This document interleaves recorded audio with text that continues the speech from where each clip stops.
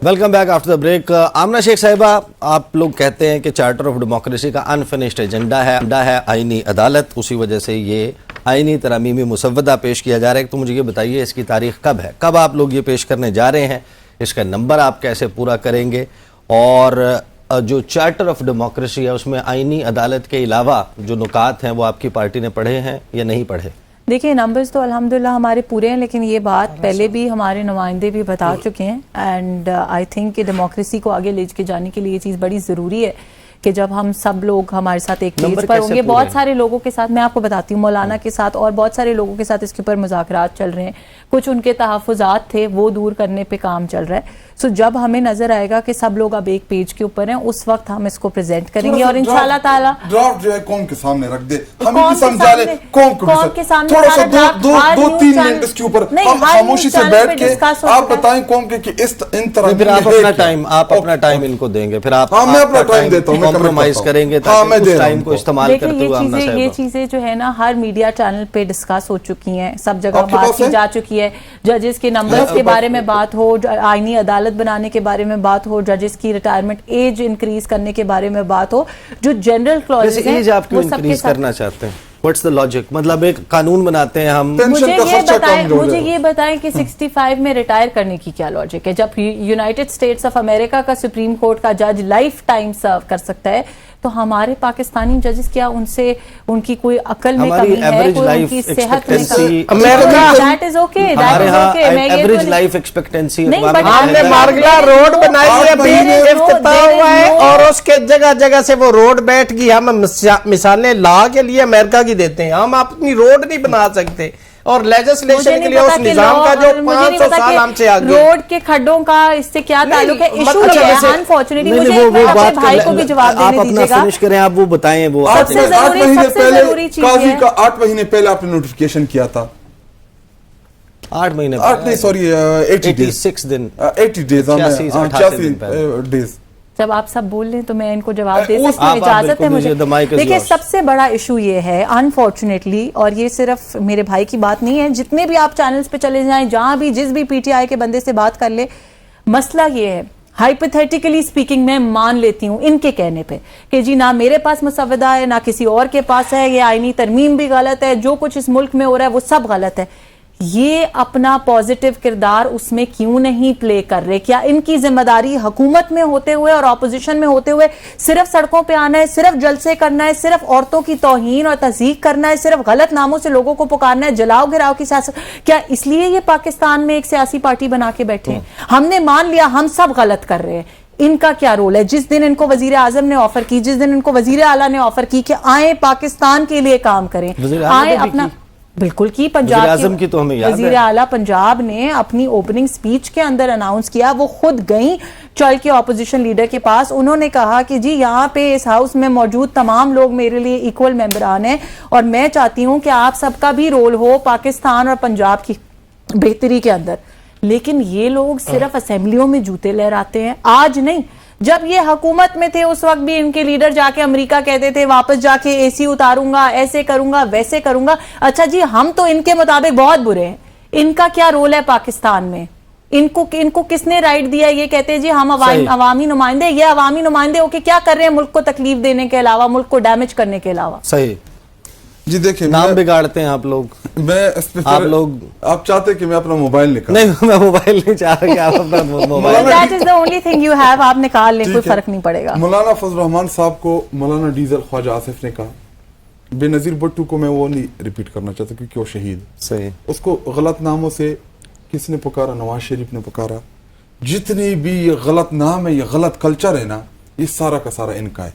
Number second, ये जी बड़ा जमहूरी और बड़ा वो, लेकिन इनके शुरू किए हुए कल्चर पे आपने अमल दरामद तो किया। जी देखिए हमने भी खत्म तो आपने नहीं किया, हमने भी किया। मैं नहीं कहता कि हमने नहीं किया, हमारे जलसा में नारे जरूर लगे, लेकिन बुनियाद किसने डाली है? इन्होंने ही डाली है। जब ये हमें बुरा भला कहेंगे तो क्या हमसे ये तवक्को रखेंगे कि हम इनको अच्छा कहेंगे? नंबर सेकंड, जी देखिए बुनियादी तौर पे जो हमारी डिबेट चल रही है, 8 फरवरी को पाकिस्तानी कौम ने इमरान खान को वोट दिया। जिस दिन हमें बल्ले का निशान अलॉट होना था, इसी सुप्रीम कोर्ट ने हमसे बल्ले का निशान लिया, हम सबको इंडिपेंडेंट किया। अगर वो बल्ले का निशान ना छीना जाता तो आज ये इशू ही ना होता। جی دیکھیں یہ جس چارٹر آف ڈیموکریسی کی بات کر رہے ہیں اسی میں یہ لکھا ہے کہ جس پارٹی کی زیادہ منتخب نشستیں ہوں گی انہی کو ریزرو سیٹیں ملیں گی ان کی چارٹر آف ڈیموکریسی میں. نمبر سیکنڈ یہ کہہ رہے کہ یہ چارٹر آف ڈیموکریسی میں ہم یہ ترامیم لا رہے ہیں. ان کو 18 سال بعد یاد آ گیا کہ جی ترامیم کرنے, پہلے کیوں نہیں کر رہے تھے, اس سے پہلے کیوں نہیں کیا؟ جی دیکھیں ان کو جسٹس قیوم چاہیے, ان کو من پسند ججز چاہیے, ان کو فائز عیسیٰ سوٹ کرتا ہے, ان کو وہ چاہیے کہ وہ کم از کم ان کے حق میں جو میں اعلان آپ کے شو میں کہتا ہوں کہ جو کیس ابھی اس دن میرے ساتھ آپ کی ٹی وی شو میں پروگرام میں بیٹھے تھے تو میں نے ان سے پوچھا کہ کیس کس کو لگا ہے, تو اس نے کہا جی قاضی فائز عیسیٰ کو. میں نے کہا مبارک آپ جیت گئے. ہمارا یہ ٹرسٹ لیول ہے اس ٹائم. اور جو ڈیسیجن ہوا ہے 8 ججز نے کیا سپریم کورٹ آف پاکستان نے, وہ ہم تو نہیں لے کے آئے. یقین ایسا ہونا چاہیے نا کہ بارش کی دعا کرو تو چھتری گھر سے لے کے نکلو گے, آپ کو پتا ہو. جی دیکھیں دعا کے ساتھ آپ نے دعا بھی کرنی پڑتی ہے. ہاں دعا یہ آپ دعاؤں پہ جنرل فیض کی دعاؤں پہ آسرا کر کے بیٹھے ہوئے تھے نا, اب آپ کے سر سے ہاتھ اٹھ گئے, اب آپ کے سر سے ہاتھ اٹھ گئے تو اب آپ دعاؤں کی بات پہ آ گئے. لگاؤں جو وہ کہتا تھا نواز شریف کے ہمارے روحانی باپ ہے, لگاؤں آپ کا روحانی باپ چلا گیا تو اب آپ دعاؤں کے بارے میں آ گئے. یہی باجوہ کو لانے والے کون تھے, یہی. اور بات کرتے ہیں ہمارے اوپر جنرل فیض کی. جی دیکھیں جنرل فیض جانے تو فوج جانے, اس نے اچھا کیا ہے برا کیا ہے. جی دیکھیں وہ ڈی جی آئی سائی تھا اس ٹائم. اگر جنرل فیض کی جگہ آپ ہوتے ایز اے ڈی جی آئی سائی تو کیا پرائم منسٹر اس کے ساتھ کام نہ کرتا؟ یہ آتے جی. اور اس کے علاوہ میں بے شمار ایسے ان کو جنرل جیلانی, میں اتنے نام لے دوں گا جنہوں نے ان کو پیدا کیا. جی تحریک انصاف واحد سیاسی جماعت ہے. عمران خان گلی گلی پہ رہا ہے, 28 سال اس نے زندگی کی دی ہے پارٹی بنانے میں. یہ عمران خان تو کبھی اپنے حلقے میں نہیں گیا, وہ گلی گلی کیسے پھرے گا؟ مریم نواز کی مجھے آپ ایک دن پولیٹیکل سٹرگل دکھا دیں سوائے اس کے کہ نواز شریف کی بیٹی ہے. حمزہ شہباز کہ صرف اور صرف میرٹ یہ کہ وہ شہباز شریف کا بیٹا ہے.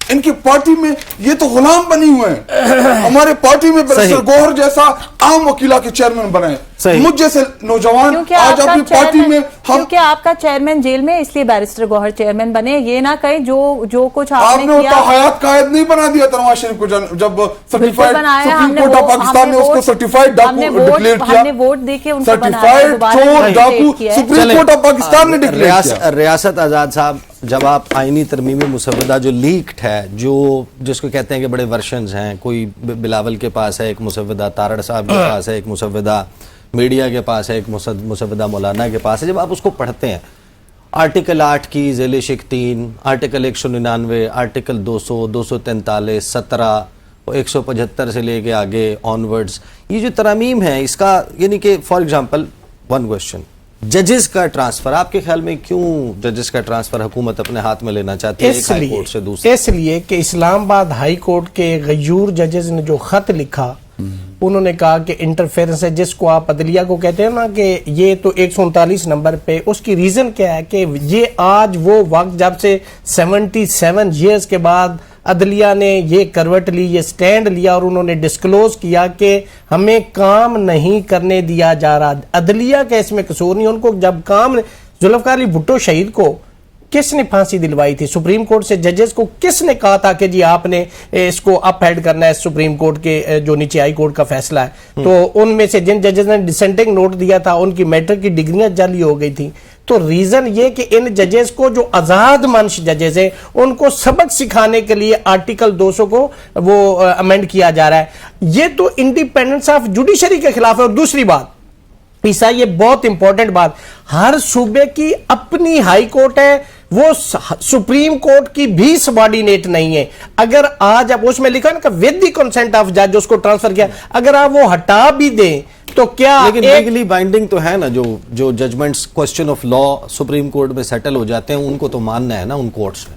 نہیں دیکھیں نا, وہ تو آپ دیکھیں جو امینڈمنٹ آ رہی ہے اس میں 189 کو بھی ختم کر رہے ہیں, 184(3) کو بھی ختم کر رہے ہیں. پھر یہ سپریم کورٹ ایک تقریباً ریڈنڈنٹ ابینڈنٹ سپریم کورٹ ہوگی, اور اس کو سپریم کورٹ آف پاکستان بھی نہیں کہیں گے, وہ پھر آپ کہیں گے federal constitutional court of Pakistan, اس کا چیف جسٹس ہوگا, اس کی ججمنٹ جو ہے وہ بائنڈنگ ہوگی. تو آپ تو جوڈیشل سٹرکچر ہی چینج کر رہے ہیں. چونکہ جو لیجسلیشن ہو سکتی, ایک تو سب سے پہلے میں یہ کلیئر کر دوں, جو نیشنل اسمبلی کے رولز 2007 ہیں, اور سینٹ کے 2012 کے رولز آف بزنس ہیں اس کے تحت لیجسلیشن ہوتی، بغل سے ڈاکومنٹ نکال کے اس پہ لیجسلیشن نہیں ہوتی۔ دوسری بات، اگر آپ ایسی لیجسلیشن کریں جس میں 227 کے مینڈیٹ کے خلاف جو یہ کہتا ہے کہ انجنکشن آف اسلام کے خلاف، یا چیپٹر نمبر 2 کانسٹیٹیوشن آف 1973 کا 8 سے 28 تک اس سے ریپگنٹ ہو، یا اس کے جو بنیادی حقوق انسانی حقوق اس سے ریپگنٹ ہے، یا آپ بنیادی سٹرکچر چینج کرتے ہیں تو اس کی وائریز کو سپریم کورٹ بھی دیکھ سکتی ہے، اور انڈر آرٹیکل 199 جس کو آرٹیکل 9 کو جو liberty of person and life and liberty اس کو بھی آپ کریں، سیکیورٹی کے نام پہ کسی کو آپ اٹھا لیں، آپ تو لوگوں کی جانوں کے ساتھ کہہ رہے ہیں، ان کی زندگیوں کے ساتھ کہہ رہے ہیں، آپ تو اس ملک کا پورا نظام، اس کانسٹیٹیوشن جو ذوالفقار علی بھٹو نے متفقہ آئین دیا آپ اس کو دریابرد کرنے کے لیے جا رہے ہیں، اور آپ کہتے ہیں یہ جوڈیشل ریفارم ہے۔ جوڈیشل ریفارم اگر آپ کانسٹیٹیوشن کورٹ بناتے ہیں تو 187 کیسز ہیں صرف، نیچے ڈسٹرکٹ کورٹ میں 7 سے 8 لاکھ کیسز ہیں، اسلام آباد ہائی کورٹ میں 16,500 کیسز ہیں۔ آپ کہتے ہیں کہ باقی سب راوی چین لکھ رہا ہے اور ملک میں کوئی مسئلہ نہیں سوائے ججز کی تو خشک ہو گیا ہے پوسٹنگ ٹرانسفر اور اس کانسٹیٹیوشن۔ دوسری بات، اس میں آپ وزیر اعظم ججز لگائے گا تو جن کی تعیناتی سیاسی ہوگی وہ کورٹ بھی سیاسی ہوگی۔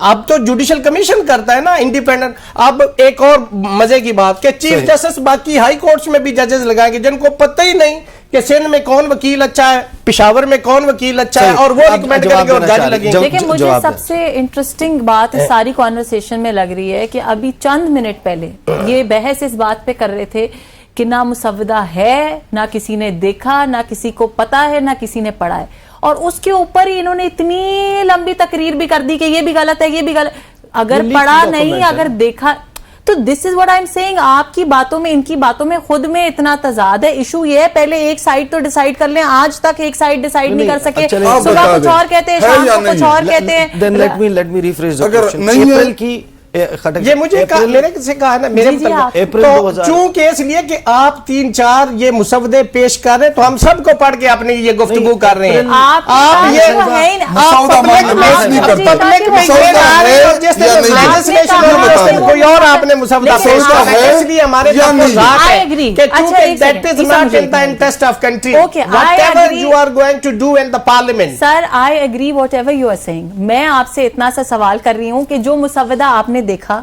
آپ کے پاس ہے؟ آپ نے ابھی کہا، ایک منٹ مجھے پہلے ان سے بات کرنے میں آپ کو جواب میرے پاس ہے۔ آپ کے ایک پارٹی لیڈر نے اشتر اوصاف صاحب نے مجھے بھیجا ہے، میرے پاس بطور پریزیڈنٹ آیا، میں نے اس کو پڑھا ہے، جو پہلے فلوٹ کر رہا تھا پارلیمنٹ میں وہ اور ہے، یہ اور ہے، جو فضل الرحمان کے پاس ہے وہ اور ہے۔ لیکن آپ نے ہمیں کیا پتا کہ جس طرح سے آپ کر رہے ہیں آپ نے پارلیمنٹ میں لیجسلیشن کس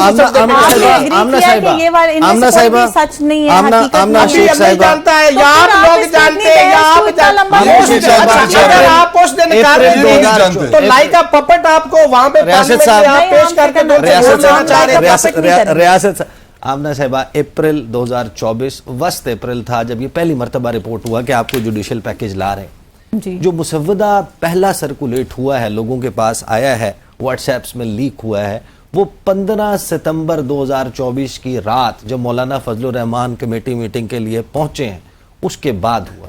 اس دوران یہ جو آئینی ترمیمی مسودہ ہے جو آپ پاکستان کے آئین میں بنیادی تبدیلیاں لا رہے ہیں، آلموسٹ 1/3 آف دا کانسٹیٹیوشن آپ تبدیل کر رہے ہیں، اس پہ کس جج سے آپ نے، کس سٹیک ہولڈر سے، کس بار سے، کس سیاسی جماعت سے، کس میڈیا سے، کس سے آپ نے مشاورت کی اور اس کے سامنے رکھا کہ ہم یہ تبدیلی لا رہے ہیں؟ 15 اپریل سے 15 ستمبر کے درمیان ایک ایگزامپل۔ اچھا، سب سے پہلی بات یہ عیسیٰ میں آپ کو بتانا چاہوں گی کہ یہ صرف پاکستان میں ہوتا ہے کہ کورٹ میں جو کیس چل رہا ہو اس کا چرچا میڈیا کے اوپر ہوگا، جو انٹرنل میٹنگز ہو رہی ہوں ان کا چرچا میڈیا پہ ہوگا۔ جب بھی پوری دنیا میں جو ترقی یافتہ ممالک ہیں وہاں پہ ایسی کوئی بھی چیز ہوتی ہے تو وہ ہائیسٹ سیکریسی کے ساتھ کی جاتی ہے۔ یہ مشاورت اگر ججز سے ہو یا اگر پولیٹیکل فیگر سے ہو یا کچھ ہو، بالکل کی ہے، لیکن یہ چیزیں میڈیا میں ڈسکس ہونے والی، اور انہوں نے ایک بڑی امپورٹنٹ بات کی، میں وہ بھی ایڈریس کر دوں۔ مجھے بریک پہ جانا ہے، آپ بریک کے بعد ایڈریس کر لیجئے گا، کیونکہ معاملہ یہ آپ کہہ رہی دنیا میں سیکریٹ رکھا جاتا ہے۔ میں تو جب پارلیمنٹ جاتا ہوں فرسٹ فلور پہ میں لگے ہوئے دیکھتا ہوں مجسمے ذوالفقار علی بھٹو کا مجسمہ ہے، اس کے ساتھ ولی خان صاحب، آپ کو ساتھ میں شاہ احمد نورانی، مفتی محمود، اس وقت کے جو حفیظ پیرزادہ وزیر قانون تھے، وہ سب نظر آتے ہیں۔ وہ آئین کے لیے بنانے کے لیے 1973 کا میٹنگ ہو رہی تھی، آپ لوگوں نے کہاں چھپ کے میٹنگ کی، اس کا مجسمہ کب سامنے آئے گا تصویریں، وہ تو ہم دیکھیں گے۔ بریک لیتے ہیں، بریک کے بعد آ کے گفتگو کا سلسلہ جاری رہے۔